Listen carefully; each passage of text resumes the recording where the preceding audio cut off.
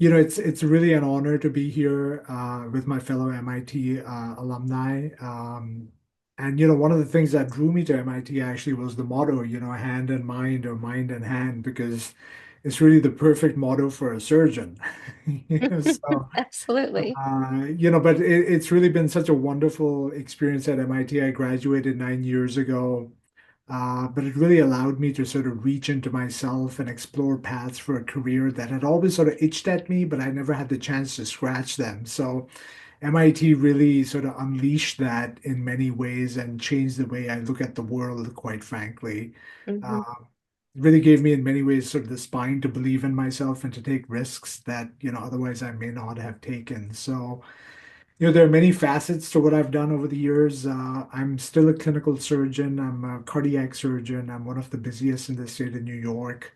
I'm what I like to call a retired academic. I was a professor at Yale for many years before leaving there.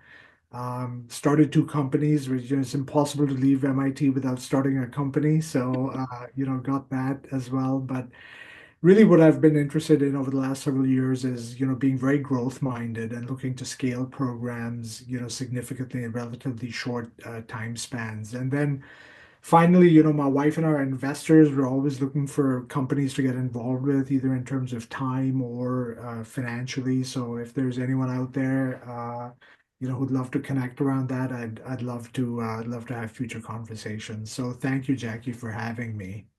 Oh gosh, well, that's wonderful, Abeel, and thank you so much for being here this evening. It truly is a privilege and a pleasure for all of us. So for the folks on the line, Abeel and I have taken the liberty of preparing questions to guide our conversation this evening, but we have also allowed for time at the end to field questions. So please feel free to put those in the chat and we'll get to as many as possible. Um, But I wanted to start at really at the beginning of how we first met, which was having a discussion around dynamic work design. And at the Yale New Haven Heart and Vascular Center, you served as the surgical director of the Surgical Heart and Cardiac Valve Program and managing director of the Cardiac Surgery Network. And while there, you changed the process in the IC unit that dramatically improved operational efficiency while directly impacting patient outcomes. So, could you talk to us a little bit about what you discovered when you were in that role and how you addressed the issue?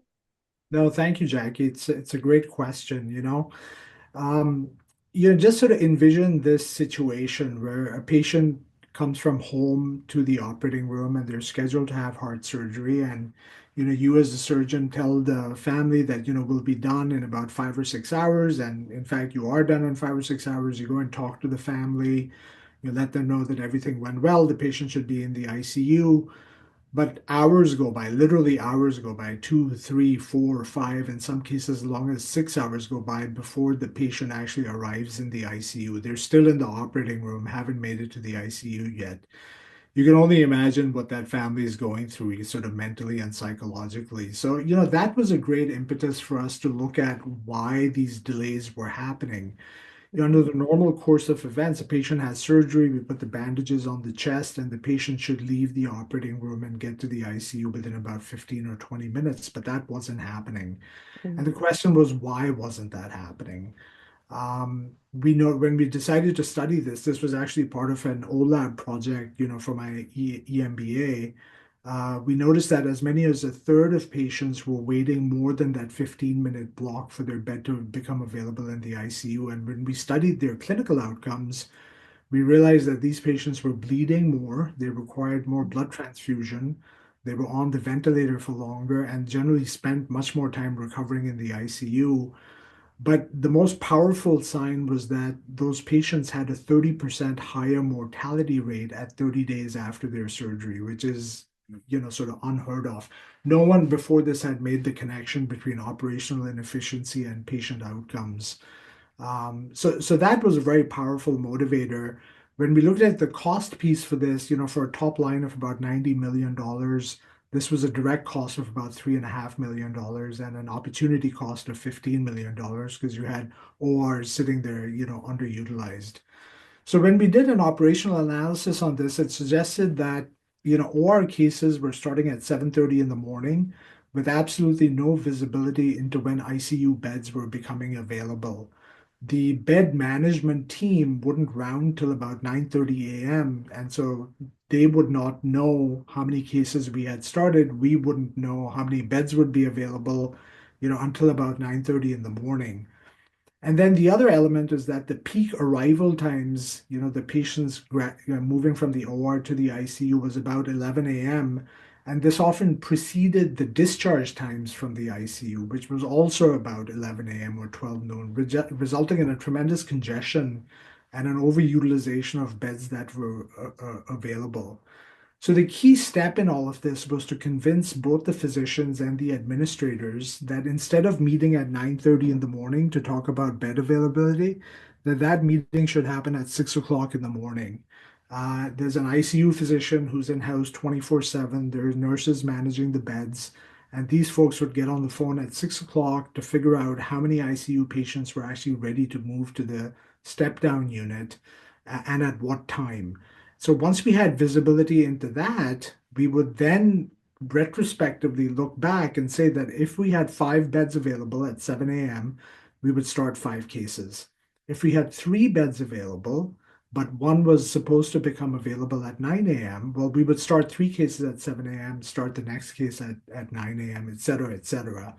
Um, so eventually, this simple phone call evolved into a red, yellow, green light on the patient monitoring system, really to move this into becoming more of a pull system than a push system. So instead of just pushing patients through the system, assuming that everything would get done, once they left the OR, we actually retrofitted it so that it was now a pull system that patients would start entering the system only once the beds would become available. And it was interesting, just doing this alone, the OR bed delays fell by about half. The ICU length of stay fell by about 25%, and the cost per case for all cases decreased by about 25%. So it was a fascinating study to undertake. And it turns out, obviously, that the patient outcomes improved significantly. So there was less bleeding, less time on the ventilator, and less time spent in the intensive care unit. So it was to me a really eye-opening example of how you can take, a very, very simple operational intervention and have a dramatic impact not only on patient safety and patient outcomes, but also on the bottom line. Absolutely, absolutely. Well, and certainly, as we discussed and as you shared, it made a significant difference at that hospital. But you used those same learnings, and you were able to repeat that exact process and project at MedStar Health Hospital in DC. So, could you talk a little bit how you were able to take those learnings and then translate that into a different hospital system? A great question, Jackie. The one of the things that I've learned as I've moved around the country is that the issues with throughput and operational efficiency are a consistent theme in healthcare delivery. Wherever you look at emergency departments that are being overcrowded, with patients. We often have patients in beds in the hallway simply because they don't have actual cubicles to go into. Overcrowding within the healthcare system is a national epidemic, and Mhm. it has serious consequences, not only as we learned in this study, but it's clearly been associated with worse outcomes, increased mortality, whether it's emergency departments, ICUs, what have you. So the solution that health systems often come up with is that if we have a crowding issue, the solution is to build more beds.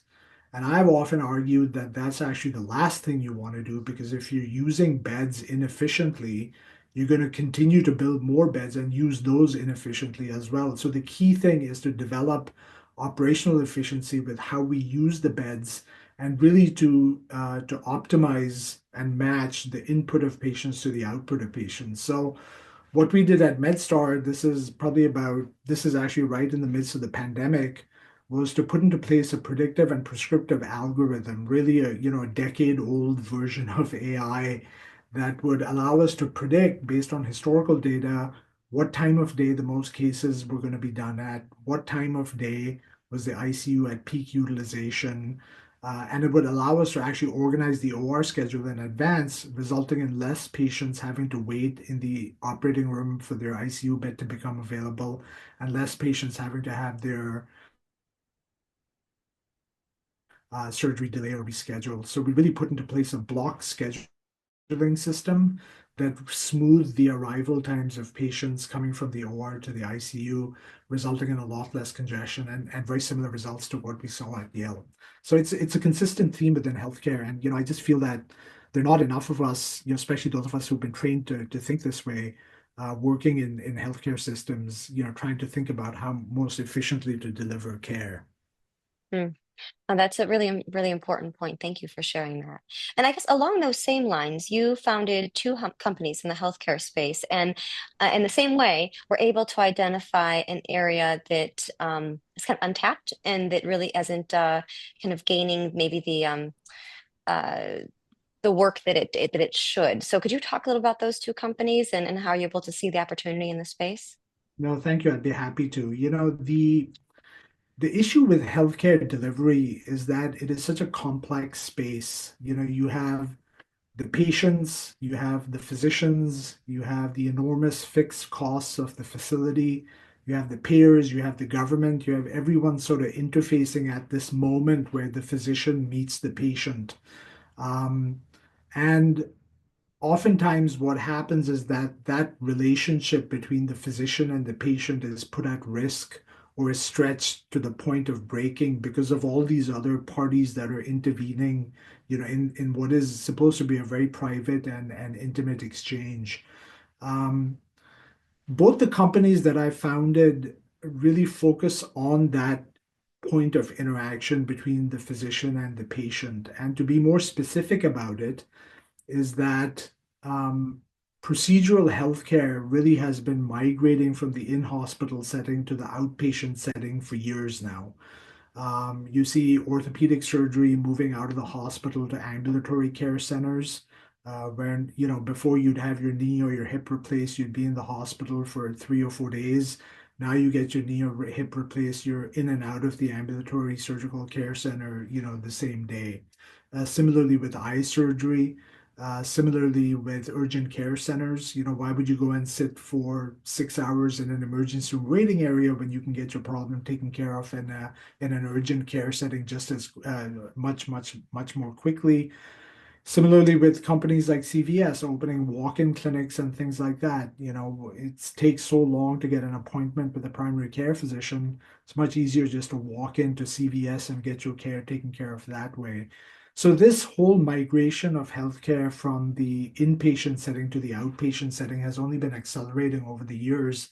And what me and my co-founders discovered is that the exact same thing is happening or is being pushed within procedural cardiovascular areas like vascular surgery and like interventional cardiology. So the thought here is that instead of doing vascular surgery in a hospital, that you can build an outpatient surgical center, an outpatient-based laboratory, or you could construct an ambulatory surgery center where patients could get the vast majority of their vascular surgery care taken care of as an outpatient. And that's been going on for, probably about 7 or 8 years, maybe even longer than, but probably longer than that. But the newest kid on the block, so is interventional cardiology, the physicians who place stents in the heart or pacemakers, in the heart. And that is a relatively new push. And so this is what we have chosen to step into as the gap. And basically, what the effort entails is a private equity backed recapitalization of a large independent physician practice that really focuses on vascular surgery or interventional cardiology. Um, the benefit of doing that is that you generate tremendous economies of scale by acquiring, one, two, X numbers of these practices, often clustered geographically, but they can be wider spread out as well. And then you bring in economies of scale, so improved practices in billing and compliance, operational expertise, like we talked about before. But also, what's really important to me is the quality of the care being delivered. And it's important to understand, the notion of healthcare, of quality in healthcare, because I think of it as delivering the best possible outcomes for patients at the lowest possible cost. And if you compare those two elements, both the numerator and the denominator, If you can prove that the quality of care patients are getting in the outpatient setting is just as good as if they went to the big academic medical center, but if you could also prove that they're doing it at maybe a third of the cost, well, everyone wins in that sort of arrangement. It's good for the patient, it's good for the physician, it's good for the government. It's good for society in whole to decrease the total cost of healthcare, which is obviously massive in this country.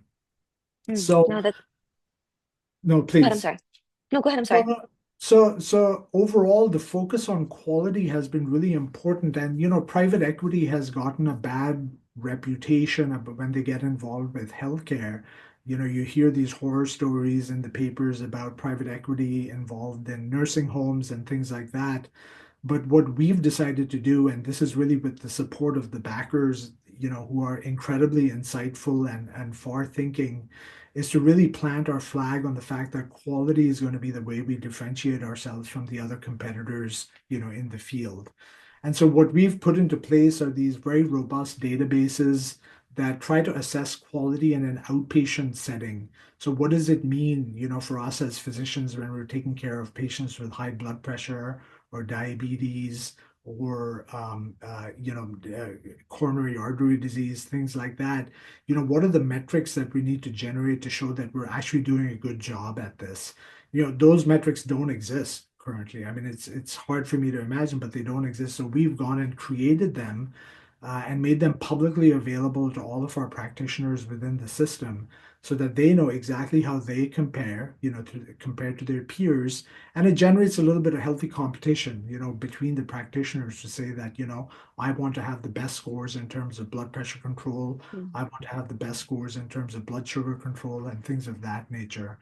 So that's one piece of it. And then we closely track all the procedural data as well. So very similar to the Yale experience.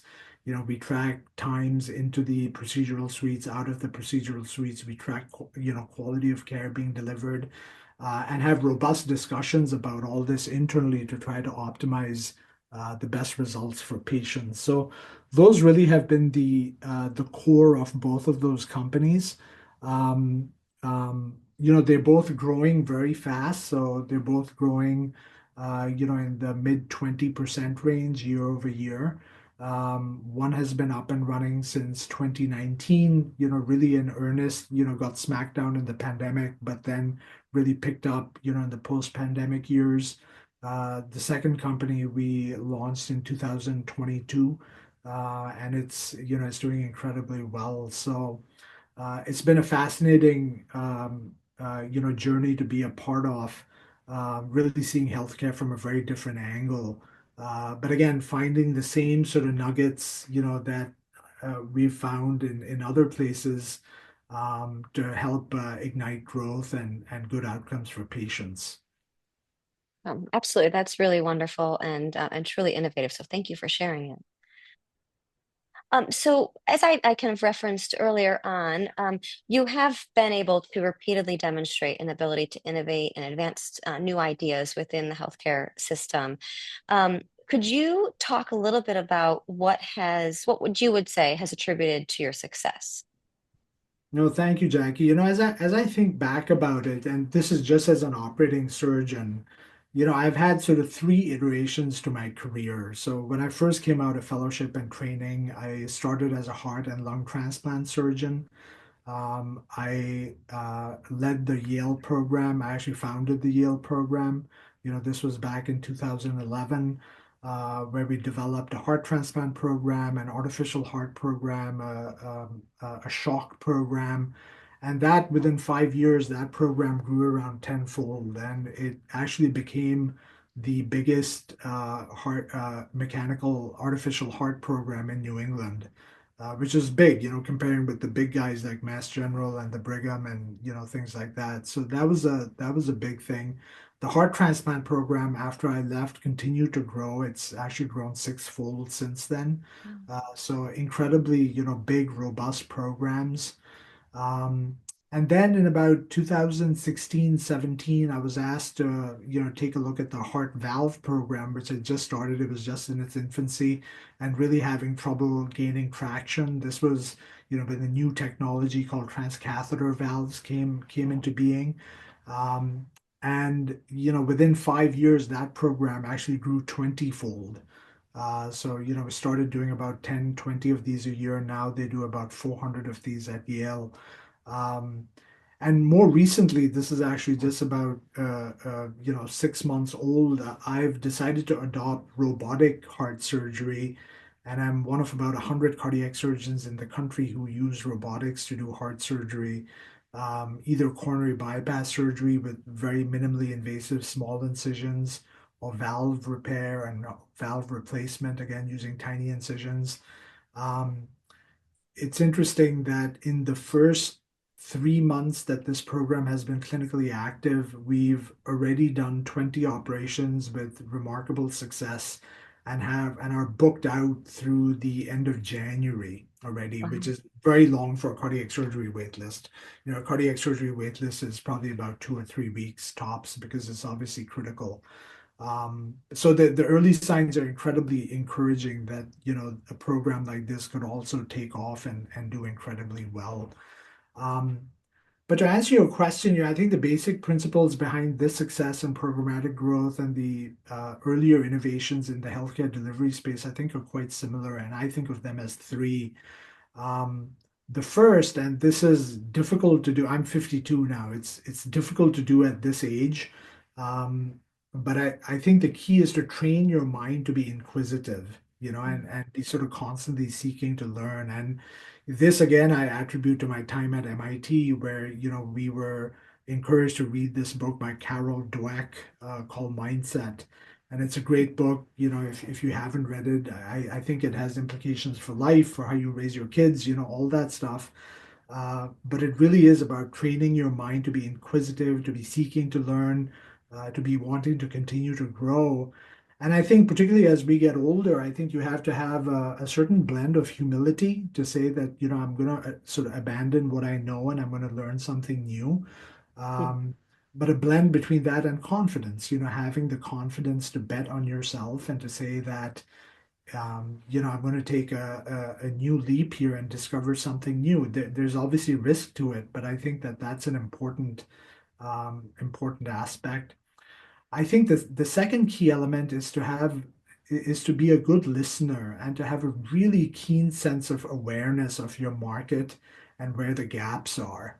Um, and that allows you to either step into that gap and deliver it to its true potential, or it allows you to sort of build upon what others have started to build and really take a market to its full potential. So I think having that sense making skill, I think is critically important. And then the third, and this is kind of a theme in what I've been saying, all throughout this talk, is to never compromise on quality. I think that if you plant your flag on quality or value, value creation, value capture, I don't think you'll ever fail. And I think that you start to develop a series of followers, who will operate the same way. And I think that's something you can always be proud of, that you improve quality or you created value in a space where there previously was none. So those are sort of the three things, I try to tell my kids as well. We've got 4 kids all at different stages of their lives. But we've always tried to train them to be inquisitive and to be lifelong learners. I think that's a really important trait. Absolutely. I completely agree. Well, thank you. Those are really just wonderful points for all of us, no matter what point stage in life we are in to remember. So thank you for sharing them. So along those lines, when preparing for the session this evening, you mentioned the folly of rewarding A while hoping for B. So could you talk a little bit about this and how you ensure that your incentives were aligned with your objectives in each one of your companies or projects that you've spearheaded? No, it's a great question, Jackie. And I think it really,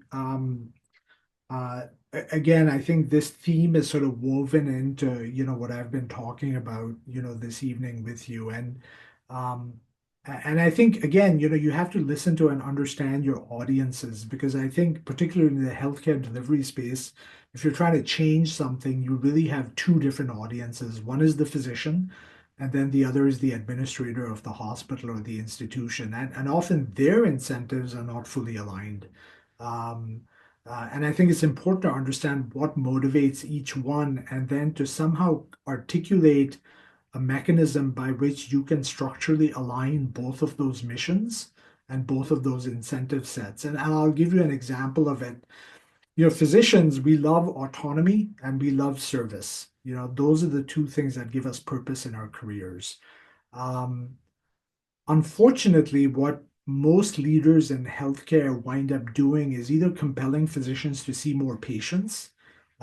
Just as a widget maker, you just got to make more widgets. And that leaves very little time for communication. And I think it results in the near total collapse in the patient's experience and the patient's trust in the physician. Or as an alternative, they'll bring in cheaper labor, so physician extenders like physician assistants or nurse practitioners to replace the more expensive doctors without necessarily realizing that these providers tend to order more tests and to order more specialist consultation, which is more expensive. And just as a very concrete example, we actually left our pediatrician office who they used to be a very family-based, run by two or three physicians. They got bought out by one of the larger healthcare companies, and the quality of care completely deteriorated. So we left them and found another pediatrician practice in town. So that's one strategy, or they impose cost-cutting strategies that really destroy morale. So there's fewer medical assistants, fewer nurses, no more coffee in the break room, things of that nature. Um, but if you look at it from the other angle, as I've been demonstrating, in this session this evening, is that almost every example in healthcare shows that if you improve quality of care, the costs automatically fall.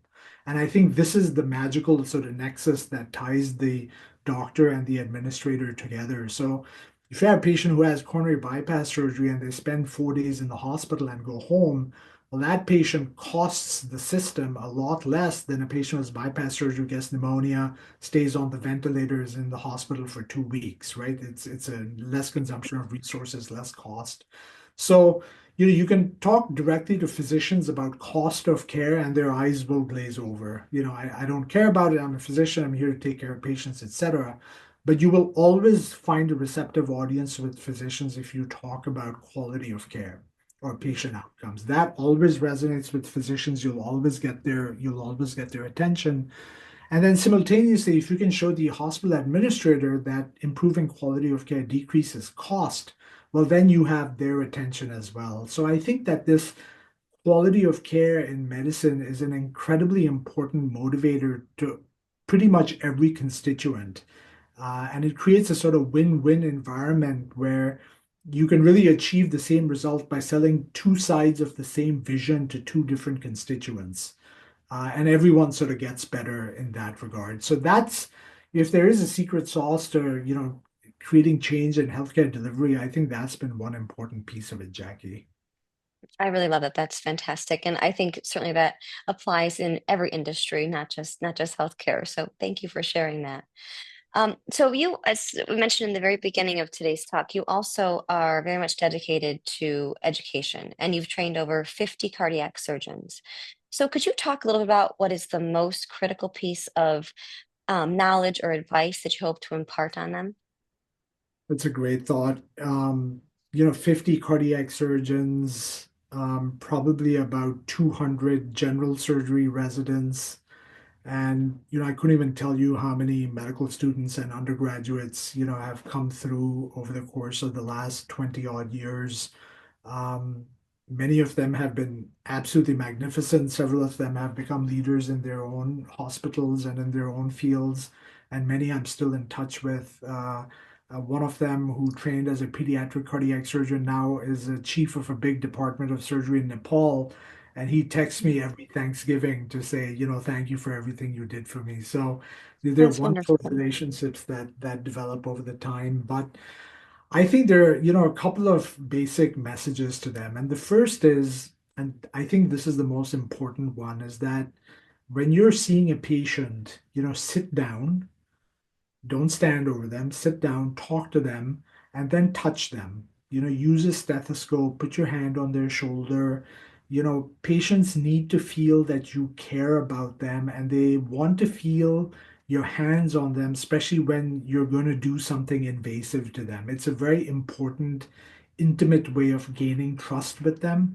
And that element of trust is everything because if you don't have that, you don't have that relationship. And I'm proud to say that I've actually never been sued. And I think that I've never been sued. That's despite having taken care of about 5,000 patients because of that element of trust. It's sort of a daily negotiation. I Mhm. remember during negotiation class, they asked all of us, "Have you ever conducted negotiation?" I said, "I just sat there with my arms closed." And then, Nelson Repenning actually said to me, "Because you negotiate every day. Every day is a negotiation with these, bringing patients to the operating room." So. I think that element is important and particularly for surgeons because I think surgeons deservedly have a bad reputation in this. You can never be too kind and you can never be too patient. So I think that's the first really important message that the trainees have walked away with. The second is that you need to embrace your mistakes. When I was an intern at Mass General up in Boston, our program director, Dr. Ottinger, used to tell us, embrace your complications. I never quite understood what that meant, but, over time, I realized what he meant is that when you have a patient who does badly, you need to fully embrace that physically, mentally, emotionally. Need to learn from your failures. You got to be honest, and particularly with yourself, you have to be brutally honest. So I think that's the second major piece. And then the third is you need to gain mastery. You need to work incredibly hard at being a technically flawless surgeon. I asked one of my mentors at Columbia when I was a fellow there, describe your most perfect operation to me. And he said, I haven't done it yet. So that sort of mindset, there are people's lives at stake. You need to be constantly striving towards being technically as masterful as possible. So those are the three things, that I hope they've taken away from it. Well, I think those are wonderful pieces of advice and insight. So thank you. Um, so what advice would you offer to those in the audience today who seek to drive change and innovation in their respective fields? Jackie, speaking to this very accomplished audience, I'm not sure that I have much to offer. But maybe just a couple of things that come to mind. I think the first is to keep things simple. We have to have the ability to take complex issues and reduce them to very simple ones. And speaking of residents and fellows, my trainees always said that Mangi's first law is to keep things simple. Whether you're operating or you're dealing with a patient family or trying to interpret films, keep it simple. I think the other one is be able to hold many perspectives in your mind at the same time, and not be too troubled by that. To be able to see many different views at the same time and be comfortable making decisions under conditions of uncertainty. I think that's really important for any business. Um, Another is be able to operate across the continuum. So if you look at us as heart surgeons, we went to college, medical school, trained at all the, good institutions, etc. You have to work in the operating room with surgical techs, some of whom have just graduated high school.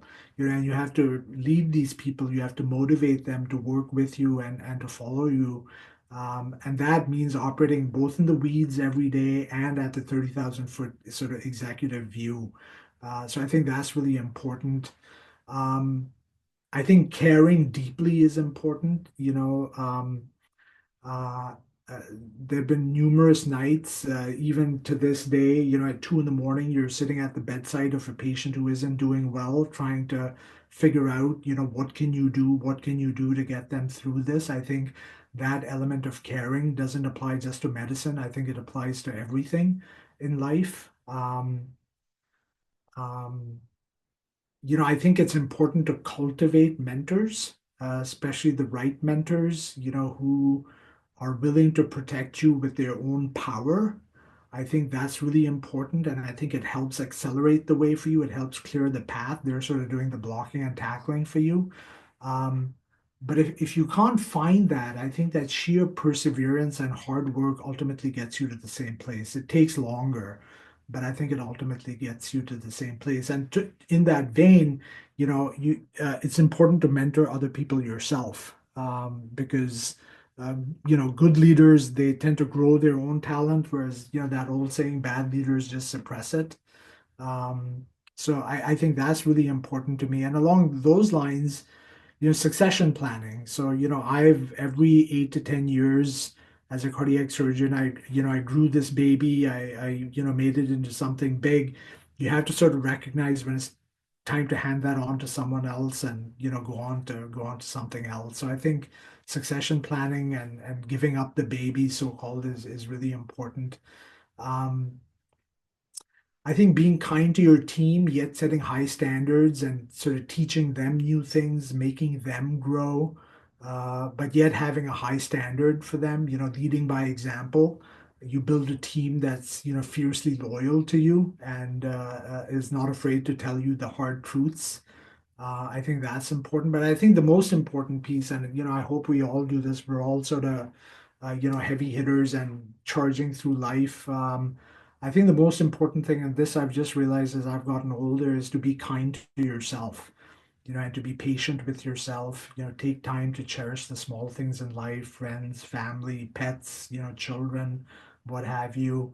I think that's probably the most important piece of advice, quite frankly. You're muted, Jackie. Oh, my apologies. Thank you. Very well said. I mean, those are just incredibly thoughtful pieces of advice. So appreciate that very much. So the last question we prepared, and then we'll move into the few audience submitted questions that we've received. So looking forward, are there any innovations or opportunities in the healthcare space that you are particularly excited about? Oh, there are so many. When when you pose that question to me, it really made me sort of pause and think hard about it because there's so much happening in the healthcare space. Um, I think one really exciting thing is next generation genomic sequencing. And what this means is, you apply genetic sequences to identify either populations that are at high risk for certain diseases, like certain types of cancers or rare genetic diseases, or you can target therapies to patients that are incredibly likely to respond to them. So another word for this is precision medicine. So from the cancer perspective, next generation sequencing can identify tumors to identify mutations that can then be targeted by specific drugs. So, for example, with lung cancer, there's certain insertions of DNA code into the genome, and they can be targeted with drugs that are now commercially available. I think that's incredibly exciting, as opposed to the old-fashioned chemotherapy that makes you lose your hair and, be sick and all that sort of stuff. So I think that's incredibly exciting, from the cancer perspective. Um, I think the use of CRISPR, sequencing and again genetic sequencing, particularly for rare genetic disorders, I think is incredibly exciting. So, we've seen applications of that to humans to cure sickle cell anemia, for example, to cure other uncontrollable movement disorders like Huntington's chorea. So I think that's really interesting. And along these lines, obviously, developing personalized medicine, so understanding of your metabolics, your genome, all of that, and to deliver very precise therapies, I think is very exciting. Xenotransplantation, or the use of organs grown in animals to transplant into humans. We've just started hearing about that. So there's been a couple of kidney transplants, a liver transplant in human beings that have prolonged life. As a former transplant surgeon, the shortage of donor organs is so acute. About 2 million people a year die of heart failure, yet there's only 2,000 heart transplants done a year in America. So there's a huge mismatch there. So the potential of being able to, raise donor organs in animals is obviously attractive to some people. Ethically, it's a whole other subject. Should we be using animals in that regard? That's a whole other debate that we should be having, I think. Um, so that's sort of one piece of things, on sort of the cutting edge of science. I think in this day and age, you can't get away without talking about artificial intelligence. Um, so I think the ability of computers to think like and complete tasks that are currently being performed by humans with greater speed, greater accuracy, and lower resource utilization, I think is really important. So, it's already made its way into the healthcare delivery space. So ambient listening, transcription of medical histories and physicals, radiology diagnostics. So, for example, breast cancer screening, mammography has really taken off. Echocardiography, the use of AI for that, for CT scans. There's some data to suggest that it's better than human radiologists. So I think that's really interesting. Um, Large scale bioinformatic analysis. So you're talking about precision medicine, how do you interrogate the metabolic genome, the metabolics, the genome, et cetera. Protein analysis to try to figure out appropriate therapies. And then one of the things that I've spent some time thinking about is, virtual reality and, how can you create simulated environments that can accelerate behavior change in surgeons Mm. that could potentially augment their surgical skills to make it safer, more convenient, and more accessible. I mean, particularly, with this emerging field of robotics, you could imagine a scenario in which certain types of software is overlain onto what you're seeing on the robotic screen, sort of showing you where a tumor might be and where you need to incise it to cut it out, things like that. Um, so I think that's really exciting. The potential of doing remote surgery, where a surgeon is not present in the operating room but is somewhere located remotely. This is actually the reason why robotic surgery was invented, was for battlefield surgery. So if you didn't have a surgeon available, the surgeon could control the robot and perform surgery. Where surgeons are not physically present. So I think there's so much that's rapidly evolving. I think it's a great time to be in healthcare and medicine. Well, thank you for sharing your insights there. I mean, it's just truly fascinating. So thank you. So, building upon one of your comments around AI, one of the members of our audience would like to know your thoughts there. How do you see AI and machine learning potentially impacting surgical, planning and practices more broadly, but then also specifically related to cardiac surgery? I think we have there's so much that yet remains to be unearthed. There's a close friend of mine. We grew up together, and he has founded and sold several companies. Is now really more of a thought leader in the AI space, and he uh, doesn't he doesn't discount the fact that computers and robots could soon be performing surgery just as well and as safely as a surgeon could. Um, and I find it hard to argue against that, quite frankly. I envision a future in which surgeons will be there mainly to troubleshoot or to step in if something doesn't go the way it's supposed to go. What I can tell you is that, as a surgeon who practiced, with my own hands, as you grow older, you develop a natural tremor. And what I've noticed is using the robot is that that tremor is gone, is completely gone. The robot has no tremor. So I think it's an incredibly exciting area to be in, both with this sort of augmented reality, virtual reality field, where you could superimpose things based on, what you're seeing through the robot's eyes. I think that there's tremendous scope and future for artificial intelligence and virtual reality in the practice of surgery. Wow, that's fascinating. Thank you for sharing. So another member of our audience would like to know, beyond the migration from inpatient to outpatient settings when it comes to improving patient care, what are other themes that you are excited about in healthcare today? I think that if we really needed to innovate, there's tremendous innovation required around payment mechanisms, and Mm, healthcare delivery. I think the way things are set up right now is that surgeons and other physicians are paid based on how many relative value units they generate, which is basically the equivalent of a work unit.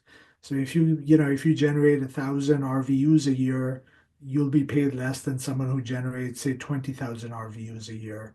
That in and of itself sets up a perverse dynamic in that you see people ordering more tests or doing more procedures on people where you don't necessarily need to be doing them.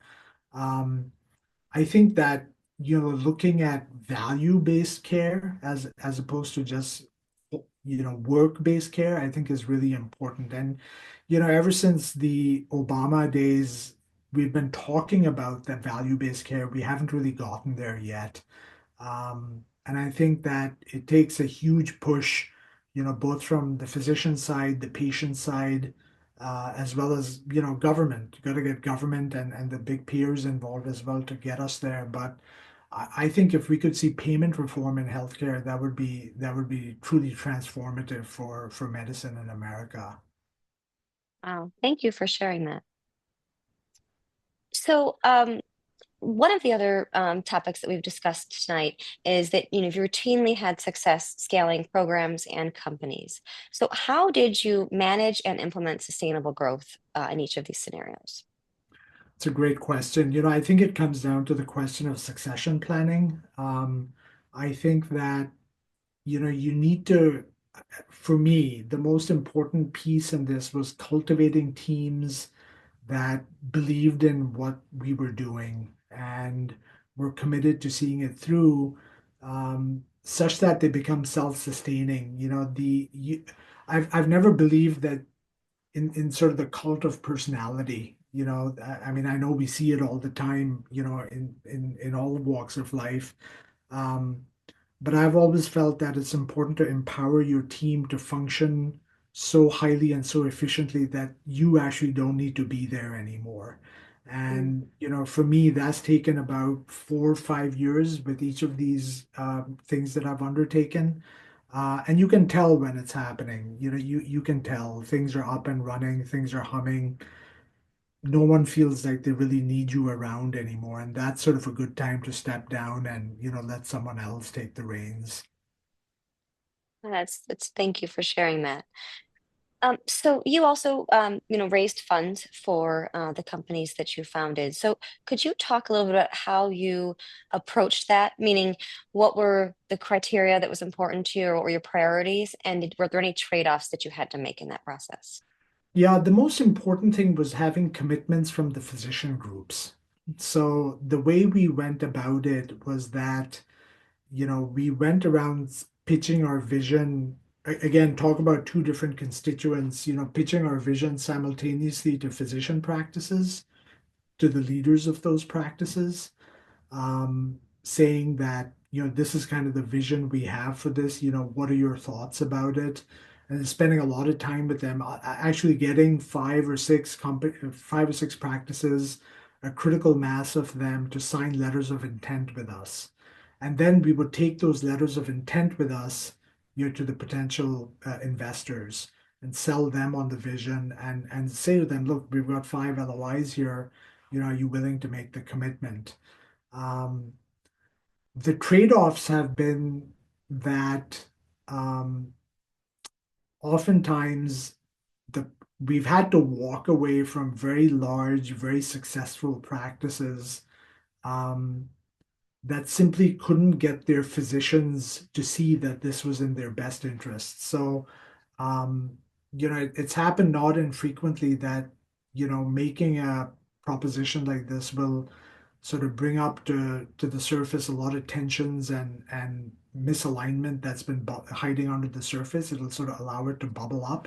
And so, we had to walk away from several large, very profitable, rapidly growing practices simply because of alignment issues. Um, and that was tough. That was hard to do because, back in the day when we were starting this, we had one huge fish on the hook that if we could have delivered that, it would have delivered, huge paydays for my co-founder and myself. And, we were all motivated to go out there and, get the practices under the belt. So that was a hard one to lose. Having said that, we focused on several smaller groups and ultimately got up to critical mass, but it took a lot longer than it could have. Okay, thank you for sharing that. And I think we have time for one final question. And this is along the lines of robotics. So, could you speak to the penetration of the usage of robotics in hospitals today and how that might vary between those that are more well capitalized and resourced versus those that are not? It's a great question, and as you would imagine, it tends to go to the organizations that are more resourced. So the large academic medical centers are really the first ones that started robotic surgery. It found great penetration in urologic surgery, so prostatectomies, things like that for men, gynecological procedures, sort of deep pelvic procedures for both men and women, because people learned that it was just a lot easier to visualize the pelvis using the robot than it was doing open surgery. So huge penetration, in those markets. Um, General surgery was a little slower to follow, but is now sort of uniformly used in general surgery for, colon cancer, hernias, things of that nature. Um, Cardiac surgery has been a late adopter to robotics. There's about 5,000 cardiac surgeons in the country. Like I said earlier, only about 100 of us have trained and are doing robotic cardiac surgery. Um, I think the ultimate thing is that, the patient demand is there. Patients walk into my office demanding the robotic operation. Sometimes they're candidates for it, sometimes they're not, and that's a discussion. Um, but I think that it's a real differentiator for a health system that wants to compete, Mhm. because the patient outcomes are better, the length of stay is shorter, less bleeding, less infection, less time in the ICU, all those sorts of things. So I think that the data supports a far more widespread penetration of robotic surgery. I think it's just a matter of time. Mm. Wow. Well, Abil, it has truly been a pleasure to speak with you this evening. You've shared so many wonderful insights, and it's just, you've had a remarkable career and a remarkable journey, and we're just privileged to have a chance to learn from you. So thank you so very much. Jackie, thank you so much for the opportunity.